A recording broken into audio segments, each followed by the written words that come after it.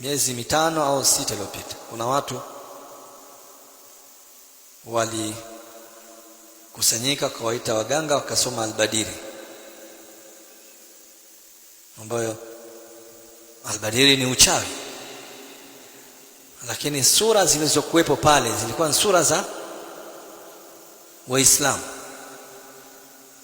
ambao walikuwa wanataka kuwaaminisha Waislamu kwamba ikiwa utapatwa na dhiki yoyote katika mambo ya haya, mambo ya siasa, mambo ya vyama, basi unaweza kukamlilia Allah subhanahu wa ta'ala kupitia dua inayoitwa Al-Badiri. Jambo lile halikuwa jambo la sawa sawa, halikuwa jambo la sawa sawa. Kwanza, Al-Badiri ni uchawi, si dua. Hakuna dua inayoitwa Al-Badiri katika sheria ya Uislamu. Yote anayesoma Al-Badiri anafanya sihiri, na anayefanya sihiri ametoka katika dini ya Uislamu.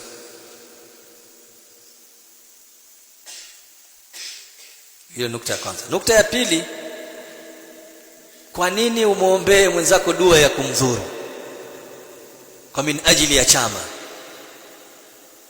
Sababu yule aliyoko kule kwenye kile chama ni Muislamu, na wewe ulioko huku nani? Ni Muislamu.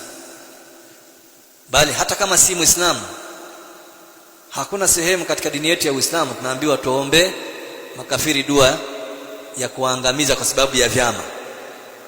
Hakuna.